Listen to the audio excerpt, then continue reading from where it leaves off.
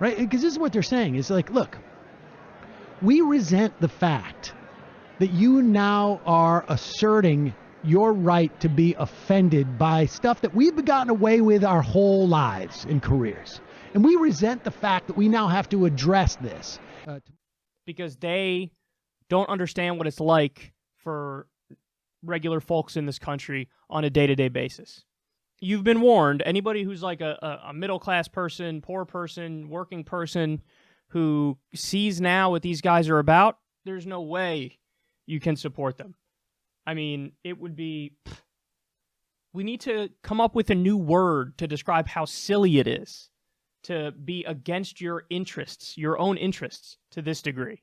And above all, why did Aussies re-elect a government that's fucking them over? We're not sure either. But here at the Australian government, we believe in miracles. Like fake how to vote cards, fake placards, and fake fear campaigns. How good is bullshit? So come on, visit Australia. Thanks to us, each state offers a unique flavour of shit fuckery. WA, where mining companies make billions and pay fuck all taxes. But hey, look at everything they've given back. Quaint ghost towns, unemployment, and a meth epidemic. How good was the mining boom? Just like what's about to happen in Queensland. How good is Adani? Sure, it will kill what's left of the reef and the stacks of jobs it supports, but by the time Queenslanders realise we've sold off their future water and World Heritage sites, we'll be long gone. Dickheads.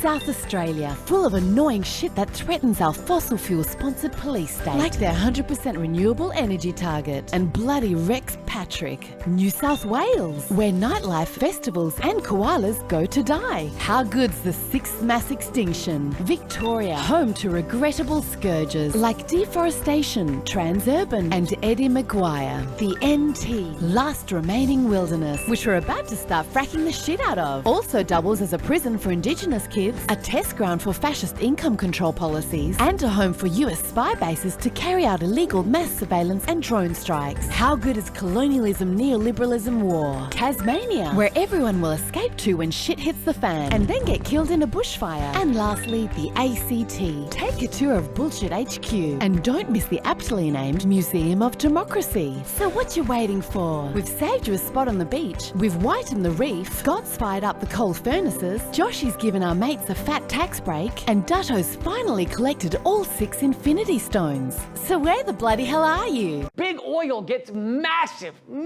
subsidies from our government. If we stopped paying for big oil and started subsidizing green energy at the same level, we could switch overnight away from fossil fuels. Big Pharma uses the tax dollars we pay for research and development of medicines, and then they privatize those and enrich themselves after we paid for them.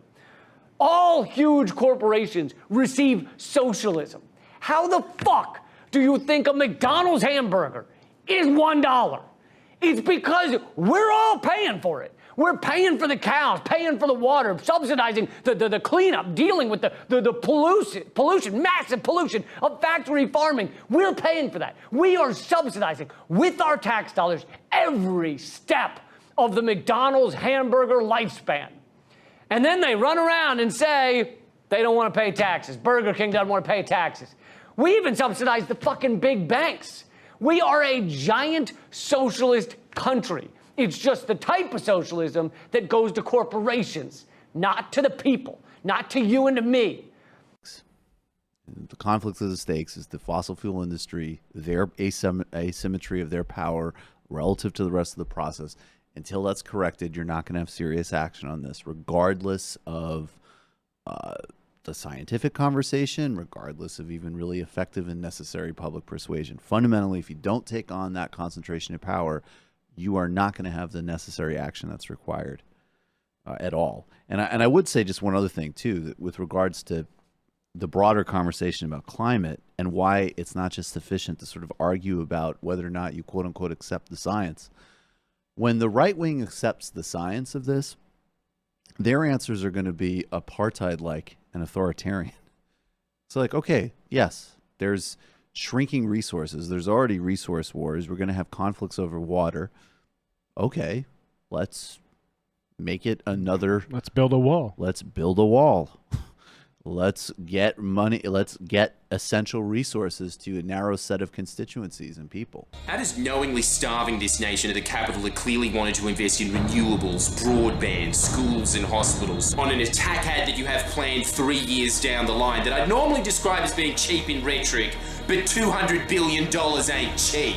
In fact, it's pretty much the only thing about these bought and sold puppets that isn't cheap, who are so cocksure of the protection provided by their syndicate of media barons, because the public isn't watching news, they're watching propaganda designed to keep a party in power that serves companies whose product is genocide. That's why you have to counter the narrative. That's why every time you encounter one of these Murdoch drones who ask, how is Labor going to pay for its climate policy? You counter by asking, how are the Liberals going to pay for their wicked hobby in military antiques?